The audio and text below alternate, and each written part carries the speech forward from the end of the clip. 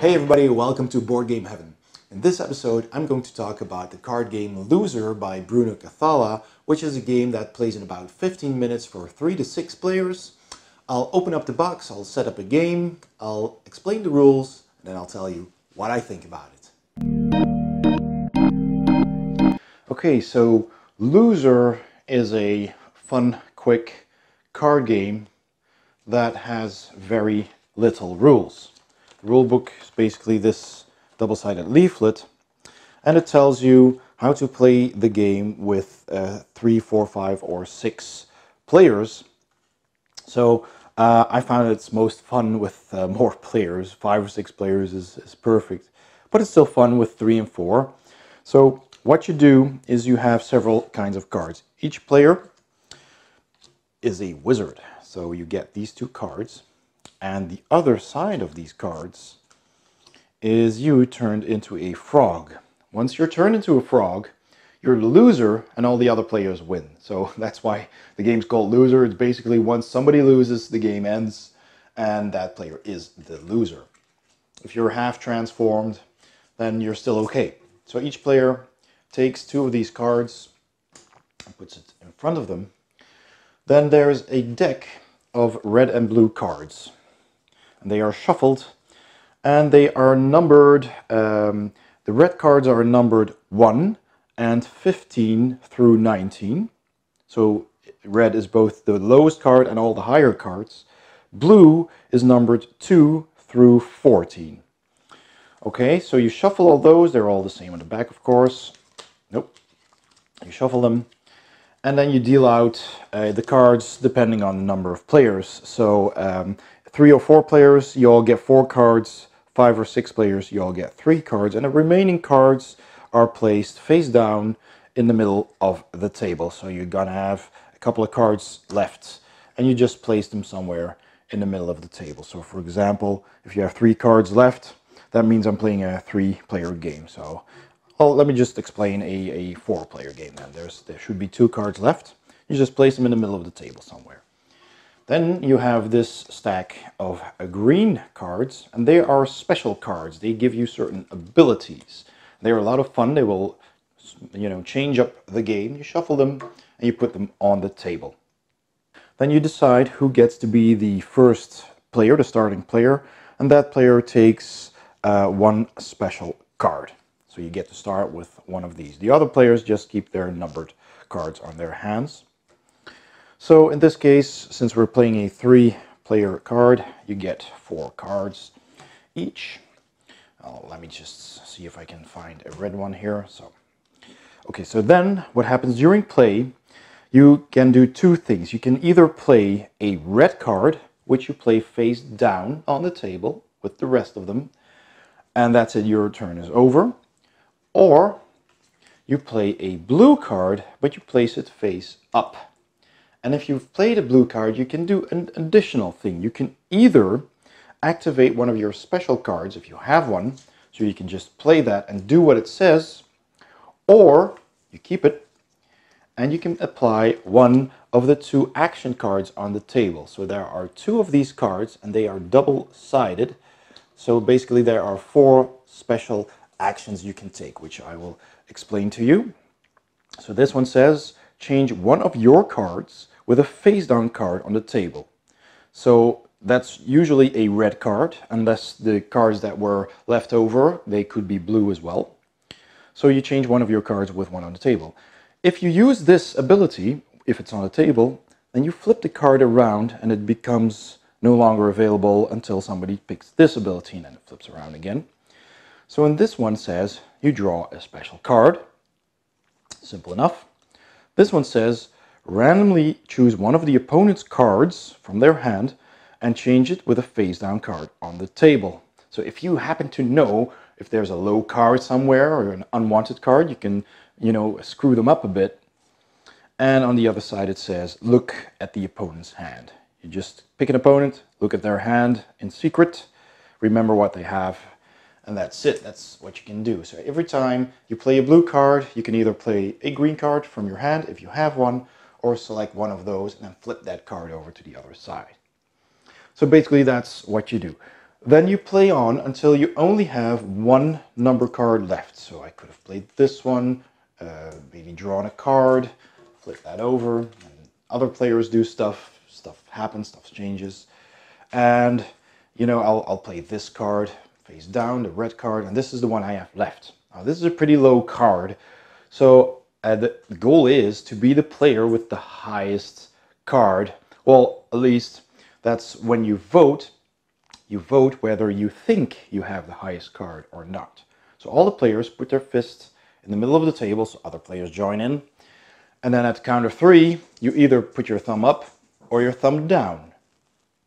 So if you think you've got a good chance at having the highest card, which normally would be card number 19, but there could also be cards on the table. So maybe, you know, card number 19 and 18 are face down on the table somewhere. You don't know, unless you've managed to swap some stuff out and had a look, and maybe you know what certain people have on their hands. But if you think you've got a good shot at having the highest card, you can put your thumb up. If you think you're not going to be the highest, you should simply put your thumb down. So then everybody votes up or down, and then if there's only one player with a thumb up, you check everybody's cards, and if that player really does have the highest card, and that player was right, and then you check all the other cards, and the player with the lowest number is the loser and has to flip over one of their character cards to the frog side. If nobody put their thumbs up, so if everybody put their thumbs down, then the player with the highest card is the loser, because he wasn't not the winner, basically. He was actually the person with the highest number, but he voted down, so he didn't think he was. So that person loses, turns over one of their cards. If there are multiple players who had their thumbs up, then one of those players, then the player with the lowest value will be the loser and flip over a card.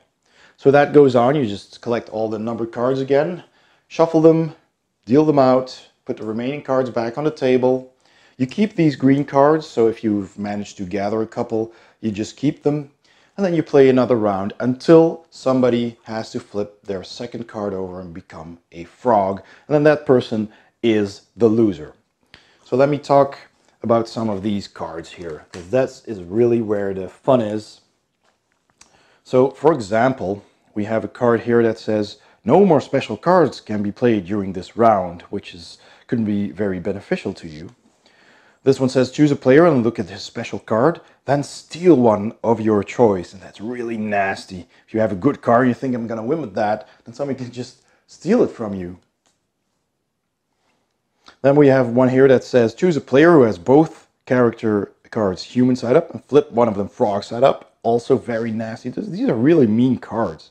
Choose a player at the end of his round. He must turn his thumb down. So, you know, if you know somebody who has the highest card, you can make them lose with this. There's all kinds of cool stuff with this. You can swap hands. You can draw extra cards. This one is also fun. It makes the 8, 9, and 10 cards double value.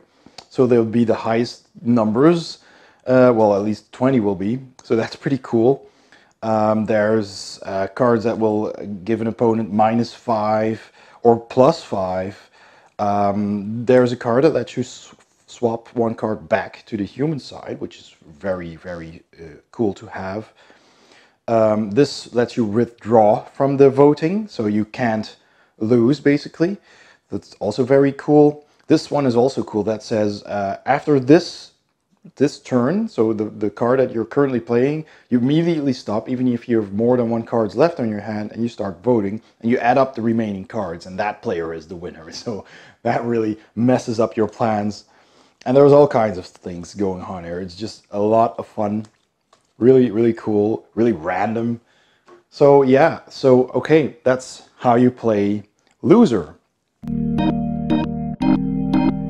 So my final thoughts on Loser by Bruno Cathala and Vincent Dutrait is quite positive. The gameplay is a lot of fun. It's simple to teach, simple to learn. It's very clever. You try to remember which numbers you've seen and which numbers could be on the table, but ultimately you will not know all of them. and there's just a lot of fun in guessing. There's a bit of bluffing in here.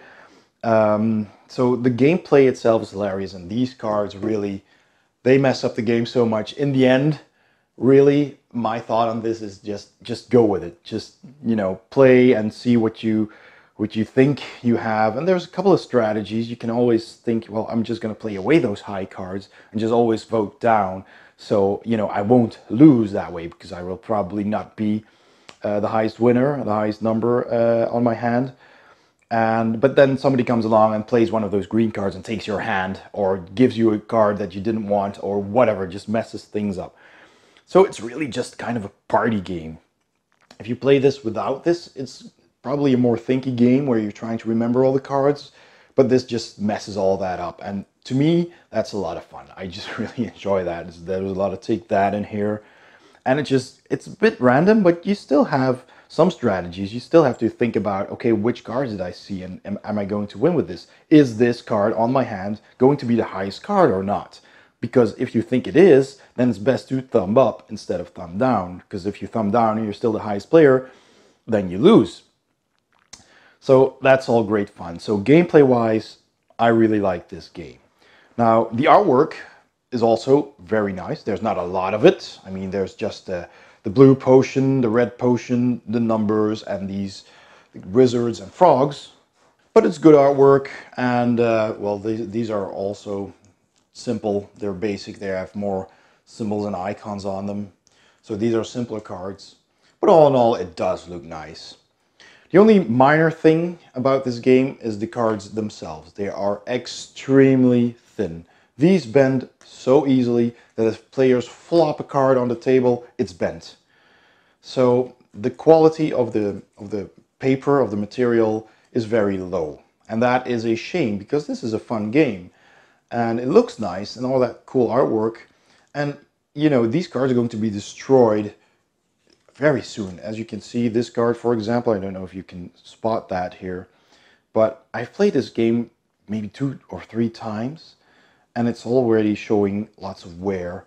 And I've got bent cards that I had to bend back from people, you know, just gripping their cards too tightly. And you're sitting there cringing at that. So really, they should have made these cards a lot thicker. I mean, this is just, it's almost paper thin. So that's the only negative point I have to say about this game. Otherwise, the game is a lot of fun. This is a really fun, just quick little quirky party card game with nice artwork. So yeah, that's Loser. I certainly recommend trying this. And so that was Loser by Bruno Cathala. I'd like to thank Lifestyle Boardgames for providing me this review copy at Spiel 2018. So thanks for watching. I hope you enjoyed the video. Don't forget to like and subscribe, and I'll see you next time on Board Game Heaven.